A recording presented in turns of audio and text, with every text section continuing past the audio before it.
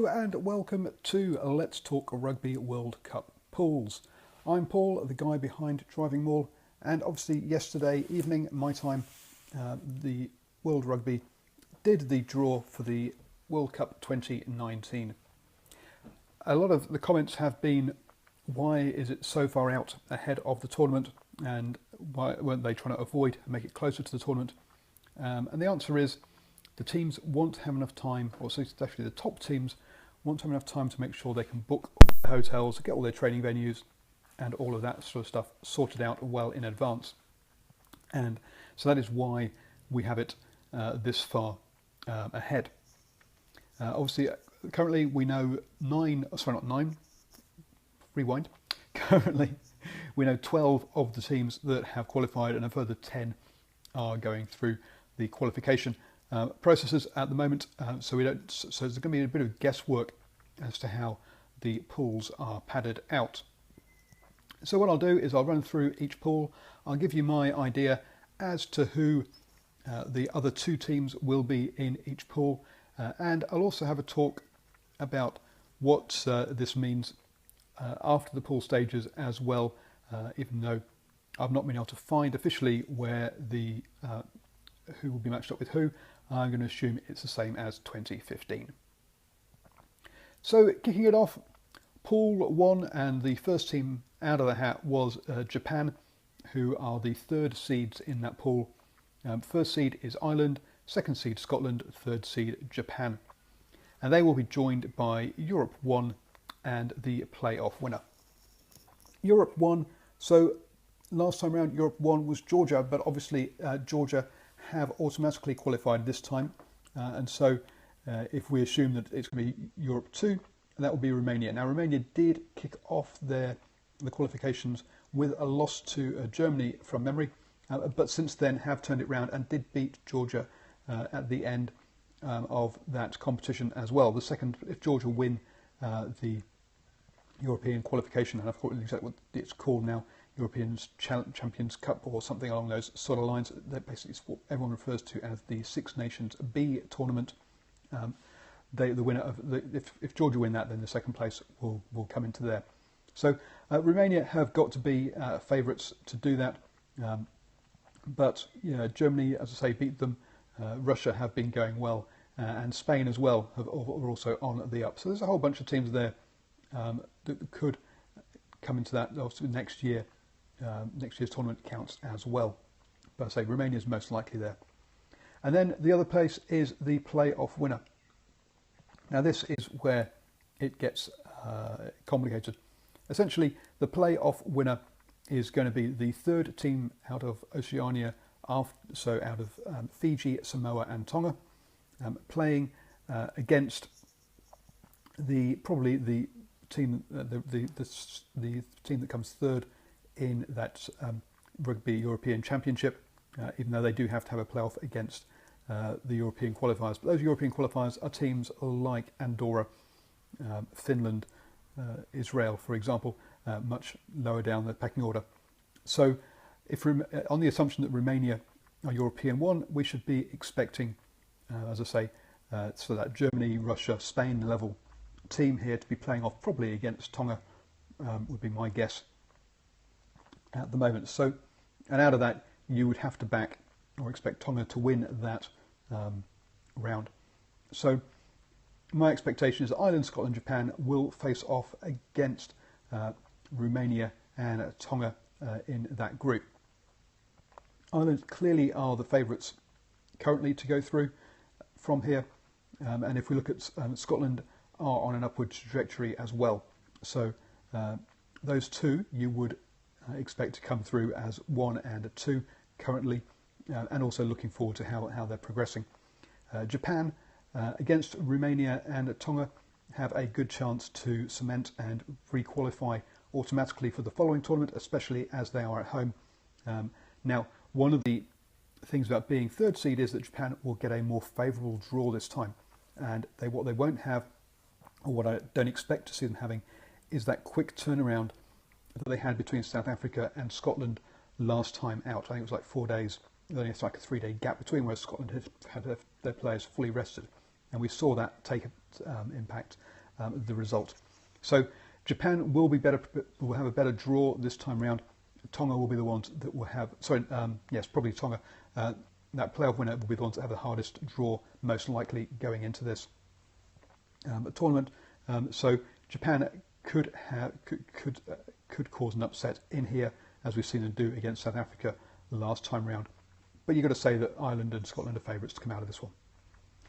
What this also means is that the winner of this group will avoid New Zealand until the final, as they will play off against the winner of Pool D in the semi-finals if everything goes according to seeds.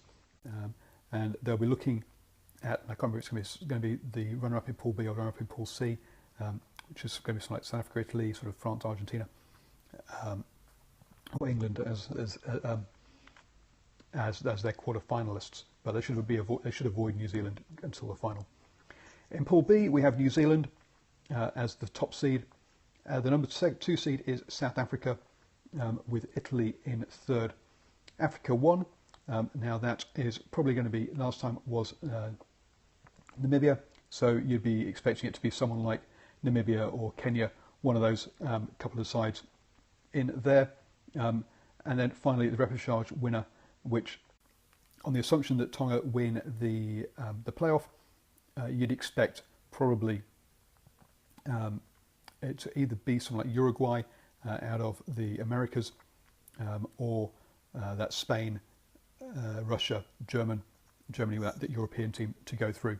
But there will also be people from the Oceania. There'll be a team from the Oceania Cup, so someone like the Cook Islands will be in there, as well as the runner-up in from Africa. So that could be someone like Kenya, for example. But it looks like Tunisia and a whole bunch of other people are in there. But I would expect that probably to be either Uruguay or someone like Russia or Germany or Spain in there. So if you compare that to Pool A, you've got Japan, Romania, Tonga, Italy, Namibia, potentially Uruguay, is a much easier pool in here. And we do I guess the qualification here is again the undercooked thing that we've heard before from New Zealand coming out of these pools. You'd fully expect New Zealand and South Africa to come out of this 1-2. I know South Africa lost to Italy in the November internationals, but Italy really regressed the following week and lost. I think it was actually to Tonga, wasn't it? Was it Fiji? I've gone blank now. The following week. So no, really, this is really a New Zealand South Africa 1-2 out of this one all the way, with Italy getting a pretty much an armchair ride for an automatic qualification again. Following up, if they had some of the other groups, you'd look and wonder whether Italy would actually qualify next time round.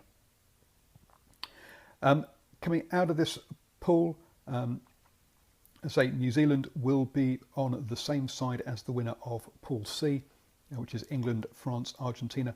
So that's going to be a nice, tough run for those in Pool C to make it to the final. In the semi-final, I can't remember whether they. So in the quarterfinals, I can't remember whether it's the Pool A or Pool D that they face off. I think it's Pool A. I think it'll be probably looking at Scotland for that one. So a relatively easy pool there for New Zealand and South Africa. Pool C, this is the pool of death.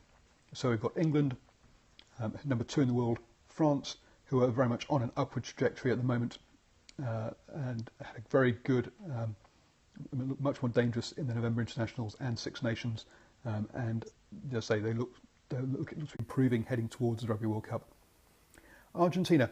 Now Argentina, obviously with a very good pedigree in Rugby World Cups, made the third place playoff last time round, became third when it was held in France, and beat France twice in that Rugby World Cup. So clearly some good storylines here between France and Argentina. They've faced off quite a lot over the last few Rugby World Cups. And then to joining those three teams, we have Americas 1 and Oceania 2. Americas 1, currently USA, I believe, are looking into being in a pole position for that. And Oceania 2, you'd be looking at well, either Fiji, Samoa or Tonga. I'm expecting Samoa to slip in here. So a much harder pool than Pool B, I would suggest. And you've got to feel sorry for Samoa and the USA. They are not going to automatically qualify for the following Rugby World Cup. England and Eddie Jones, and we've talked a lot about that, look to be heading in the right direction, heading here. So do France. Argentina is an interesting one. So as I say, they've had a good history of peaking and doing well at Rugby World Cups, but they have changed their selection policy now, and they only pick players who play in Super Rugby, which essentially means people who are the team, they only pick players who are playing in Super Rugby or in Argentina. So the players that aren't playing in Super Rugby in Argentina are not playing fully professional. There isn't a fully professional league set up there. The players that are in Super Rugby, well, essentially you're heading to Jaguares, so you're narrowing your selection down to just one team. That means all the European-based players will not be selected for the Pumas between now and the Rugby World Cup. And the statement I've seen is that that's going to continue to the Rugby World Cup. I don't know if it will continue at the Rugby World Cup. So whilst Argentina have got a good history of peaking for Rugby World Cups, they have put themselves under a different situation now, and we're going to see how they arrive at that Rugby World Cup. Clearly, this is a pool of death. You've got three top teams there, and one of them can't make it through to the quarterfinals. And if they do make it through to the quarterfinals, the playoffs, they've got New Zealand waiting for them at the semi-final stage. So if one of these teams is going to win the Rugby World Cup, they have got to do it the hard way. Finally, into Pool D, we have Australia, Wales and Georgia being joined by Oceania 1, who is probably going to be Fiji, and America's 2, who we're all expecting to be Canada, essentially. So Australia, things in Australia are in crisis mode at the moment. It's a bit of a mess down there, but we've seen how Cheika can turn things around at short notice and arrive at Rugby World Cup and go well. So what state Australia will be come the 2019 Rugby World Cup is totally up in the air and is anybody's guess at the moment. Wales obviously arrived as a third seed into the last Rugby World Cup. Lots of injuries, still made it through to the quarterfinals, knocking out England, obviously, and the pool stages. And so you'd expect those Australia and Wales to go through out of this group, even with all of that. Georgia. Now, Georgia are a team that a lot of people are seeing as the next tier two team to make tier one. Personally, I think it might be Japan, to be honest. Georgia have never beaten a tier one team, whereas Japan have. I mean, they've beaten South Africa. So coming into this, their big goal out of this will obviously to beat Fiji and the USA to get automatic qualification again, which they should. Which is definitely they're definitely capable of doing, but their other big goal will be to try and get a scalp out of Wales or Australia and get that. They'll hopefully have that first tier one win before the Rugby World Cup to give them confidence, but that's going to have to be probably their goal out of this. I can't see them qualifying past. I can't see that happening personally. I think Wales and Australia will go through. That Georgia-Fiji game will be key and will probably decide which of those two teams do qualify for the following Rugby World Cup automatically. Canada are going to have a hard time of it in this pool. So that's how I see the pools shaping up. Obviously the Ireland and New Zealand are clear favourites to go through as top of their groups, with Scotland and South Africa following. In Pool C, it's anybody's guess as to how England, France and Argentina will pan out.